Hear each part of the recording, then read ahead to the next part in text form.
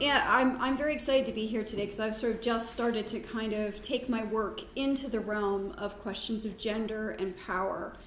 And this is not an area that I thought I would be going into, but you all know how that is. You know, in archaeology, you find something and you suddenly go, well, I have to learn a totally new field now. That's awesome. So I'm talking about some of the things that I've discovered at my site where I work at Komolnana, which is Nefertiti's sun temple. So I found some new images of her. I've reconstructed images of her that really kind of fly in the face of a lot of what we think we know about her. And so it's made me kind of, think about these things in a new way. So one of the things I'm going to ask is, how does our current understanding of Nefertiti disagree with the new evidence that I've found? And also, what does that say about how we approach questions of gender and power in antiquity? Because Nefertiti's really been a lightning rod for that, especially in popular culture. So, Nefertiti's image is often read as very equal or powerful in relationship to her husband, the king, versus subordinate to or in service to. Now, to question that, we're going to first start with this image. This is the sort of linchpin in the argument that people very often point to about why Nefertiti is powerful and significant. So the reason we're looking at my drawing of the reconstruction here is that this is what it looks like right now. So not so very photogenic. So what we've got here is a massive gateway. I would have come up to about here. Admissibly, I'm short, but hey. So what we have are images of two mirror images of Nefertiti over an offering table, images of her daughter underneath the rays of the solar disk, the Aten. And you can see that's mirrored on both sides. So this is a massive figure of Nefertiti, no husband anywhere, totally alone, all by herself, big and bad, just kid. So this is, people have said, wow, okay, that's kind of cool. This was, when it was found in the 1970s, and so this was really hailed as Nefertiti proto-feminist. And so everyone's like, oh, that's awesome. But I've really come to the sort of realization that probably many of you in this room had already come to, that this is based on a set of modern assumptions that we've inherited, particularly from the Enlightenment period, that really kind of influenced our interpretation. And this is particularly based on the idea of the sovereign individual and its evolution under feminist theory in the 1970s. When Kant and Descartes asserted that an individual can only be accorded free will when they act in their own interest against societal norms, it's the only way the individual can be empowered. And however, of course, women weren't accorded this type of sovereign individuality because they believed that women were too easily influenced by their husbands, by their fathers, etc., and so they weren't capable of truly achieving sovereign individuality. Now, of course, the 1970s, big chunk of that was basically to deconstruct the sovereign individual and assert that women did have this kind of individuality, this kind of independence. And feminist theory began to work on that idea and evolve it further. And now again, this is exactly when that gateway was found, when these protests were starting, when this evolution of feminist thought was happening all at the same time. So here's this woman, gigantic, independent, on this thing, looking for all the world exactly like what the world was looking for at that moment, which was an ancient sovereign individual in the face as a woman. And so again, proto-feminist, stamp of approval, lots of art, and people wearing her hat. Now again, of course, obviously this takes her radically out of her time period. This is really not contextualizing her appropriately in her era. And also, of course, as feminist Western scholarship began to evolve further, ideas of agency in particular, the independent ability to act, began to become more and more consolidated and assigned only to actions that rebel against social norms. So in other words, it was only if you rebelled that you were given power. Otherwise, you were seen as brainwashed, or you just didn't know any better, or you were disempowered, or something like this. And so thus it also carried moral as well as political implications as well. So this became a very weighted, very, very serious issue. And of course, Nefertiti began to become invested with those ideas as well. So so we'll look at a few more other examples of what we use to assert that Nefertiti is this powerful and independent individual. A lot of scholars in particular say that, most of our images of Nefertiti, we see her at a natural height to Akhenaten. And so what we see here is an example of that. So we have Akhenaten, and she's just, her line of sight is to the base of his neck. She's shorter than him, but this is natural. It's a natural height.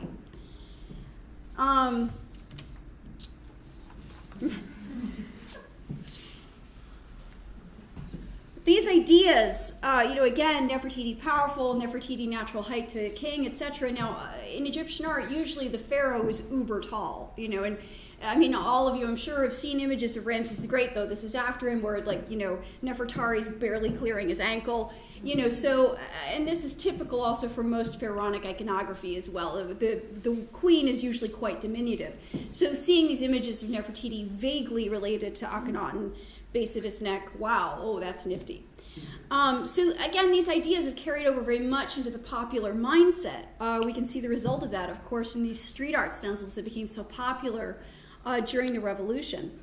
In particular, this is meant as a protest against the harassment of women that was happening around the time of the Revolution.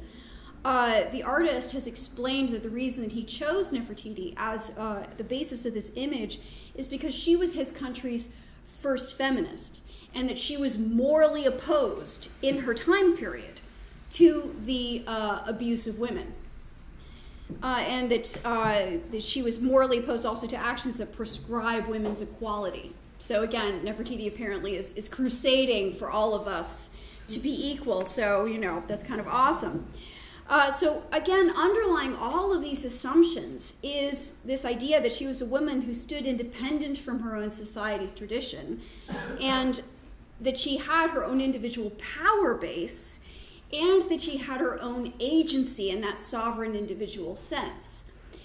We forget, again, we're not dealing with a modern society that knew of the Enlightenment at all, and that she probably didn't wear a bra. This is not, she didn't burn it,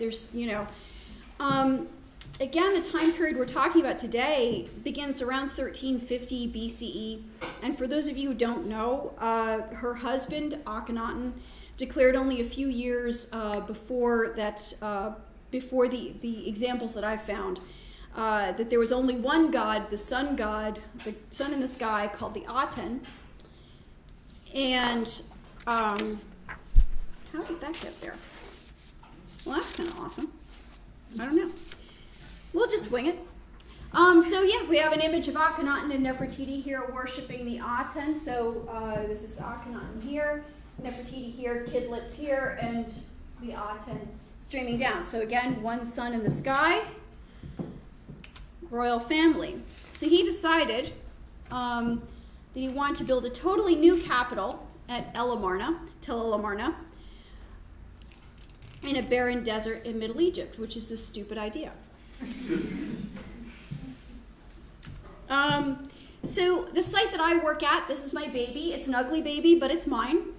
So there you go. It's in that new capital that I talked about. It's these green lines outline the outer walls of the temple complex. It's a site called Komolnana.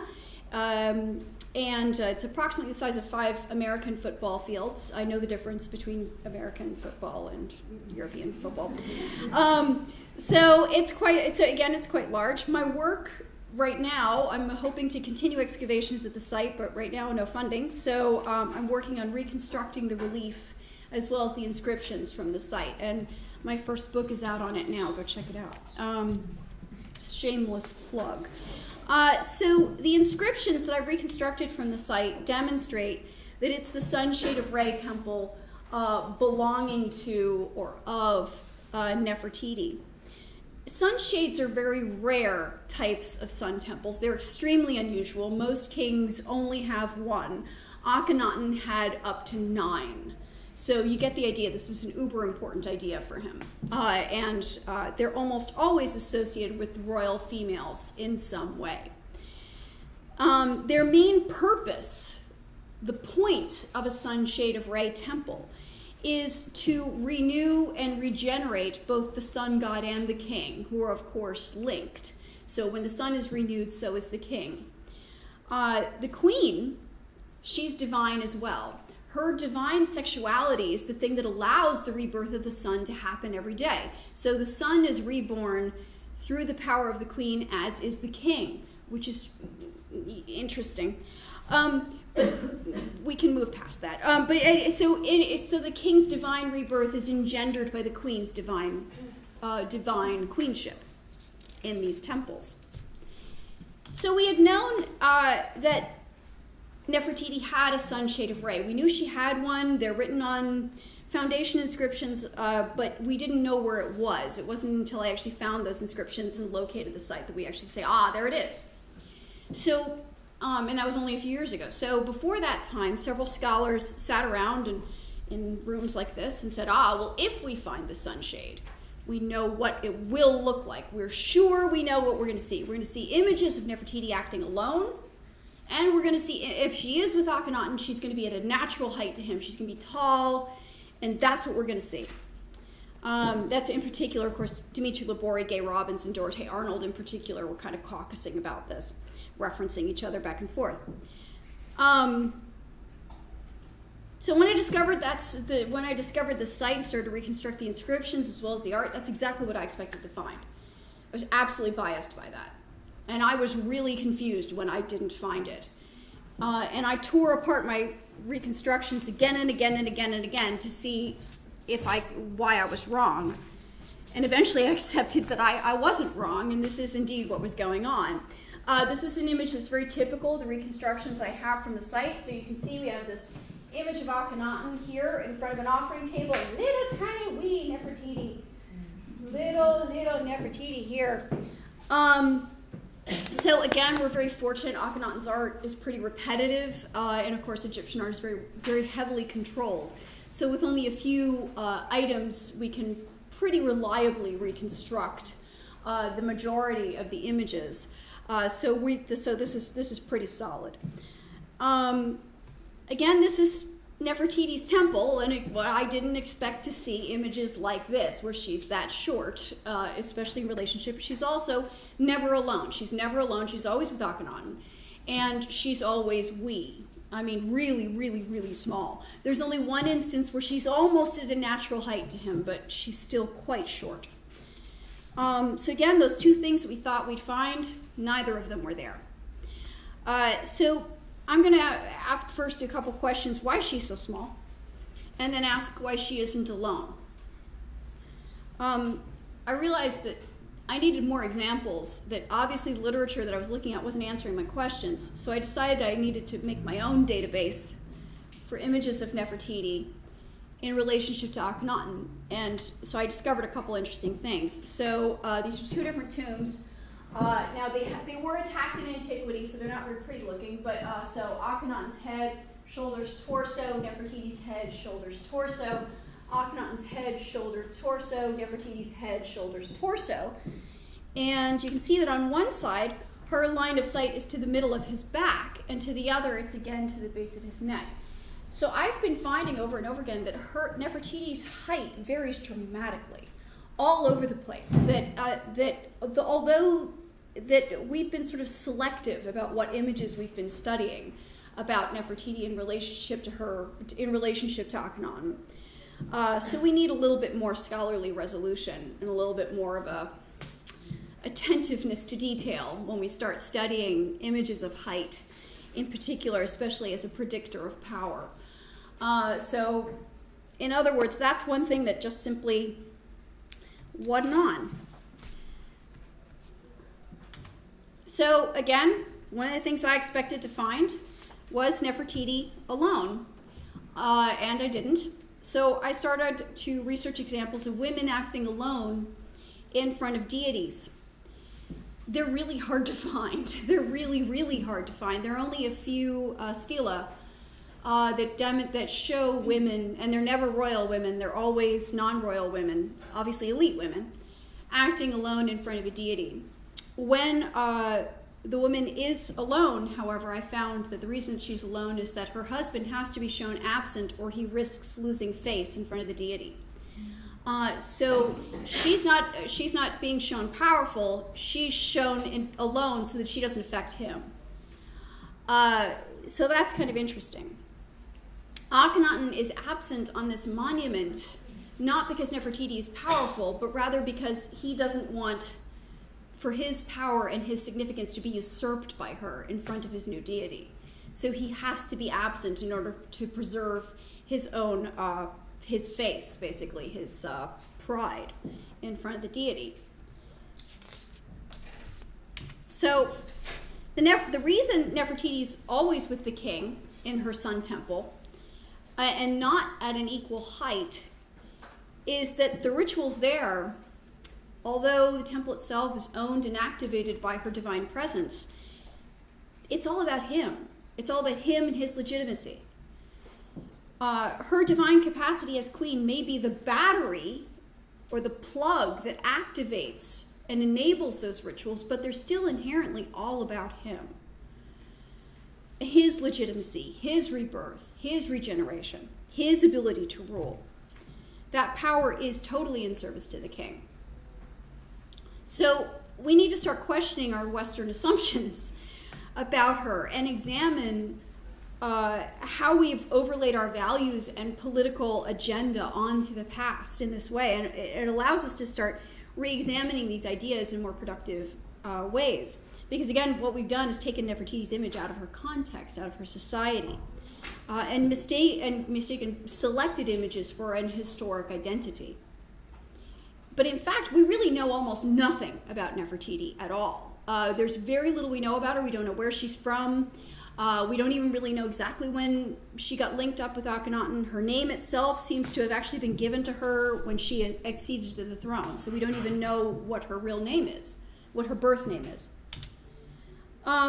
That's that same image we saw before, the royal family with the sun god.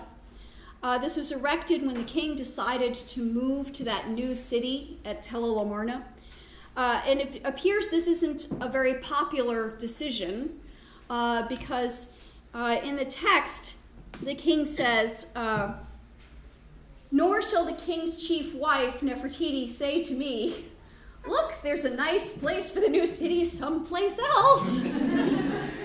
Nor shall I listen to her." Awesome. "Nor shall any official say to me, 'Look, there's a nice place for the new city someplace else.' Nor shall I listen to them." So I came in late too. It's so not a problem. So what we have here is a clear indication Akhenaten is dismissing not only Nefertiti but his entire court, because Akhenaten's public image is one of a sole prophet. Right? He is the only thing that can predict, influence, or anything Akhenaten's mind is the Aten. That's it. It's Akhenaten and the Aten against the world. That's it. And so these people have no power, no significance, no ability to influence him, and he wants that to be extremely clear. So although this is one of the rare examples we have of Nefertiti speaking in history, it's also the same time we have her being silenced. So you can say that her image then at Komolnana probably isn't that unusual, actually. In fact, it's in keeping with her actual context from what we have at her time period. Her image was a key element crafted to shore up what may have been a potentially very illegitimate kingship. He needed a super traditional queen to supplement and reinforce a super non-traditional pharaohnacy. So by using these sort of textual resources, we can start to better contextualize Nefertiti's image as well. And using these same questions, we can start to reconfigure our assumptions. And one of the things I'm starting to kind of kick around is the application of new concepts of agency. And again, I'd love some input on that. I'm going to talk a little bit about where I'm coming from here. This is a social media image that was put up in response to the anti-Islam protests by the Femen movement in Europe. And the young woman on the card says, "I'm a proud Muslimah. I don't need liberating. I don't appreciate being used to reinforce Western imperialism. You, the Femen movement, do not represent me. Hashtag Muslimah pride." Saba Mahmoud, the anthropologist, works particularly on the Islamic movements that are so popular among young Arab women today. And she has worked extensively on young women trying to achieve the required docility required in traditional Islam. She's discovered that these educated, very wealthy, well-connected international women, it's a very agentive process to try to force the self into this role. So these are people who definitely know what they're doing. This is a choice. And it's hard for them. This takes a lot of courage and dedication to achieve this kind of docile agent. That's what she calls this term, the idea of the docile agent, that the individual has the agentive ability to enforce their own docility within a traditional patriarchal power structure, thus giving them power. These are not a group of disempowered or brainwashed young women, not at all. So thus agency in this term of the docile agent can be found in this educated support of a traditional religious power structure. And I believe that deconstructing, again, our ideas of agency as we've inherited from the 1970s feminist movement that was seeking to reimagine Kant and Descartes, we need to start picking that apart and see where can power lie. Power does not have to be in the refutation of something. It can also be in the support of something as well. And thus, one of the things that we need to do is we need to see images of women in far more productive and more diverse lights. Right now, what we have a tendency to do is dismiss as either disempowered or empowered. You know, you're a feminist or you're brainwashed. You know, and life is more complicated than that. We all in this room most certainly know that. So being able to see these better gradations of gray, we can possibly start to see women, especially as significant as Nefertiti, in a far more productive light, and also place their images and their identities in proper context. So by questioning our assumptions, we illustrate issues of gender and identity. I'm reading my last sentence. It seemed nice when I wrote it. Now it seems stupid. But I'm like, we can interpret the text. Yeah, anyway. But we can also start then applying this to the broader ancient Mediterranean world in general as well, because very often, as we were saying, especially about the questions of the harem and etc., again, this assumption of dismissing women or disempowering women or etc., let's give them agency. Maybe, let's see them in more diverse light. So thank you very much for your attention.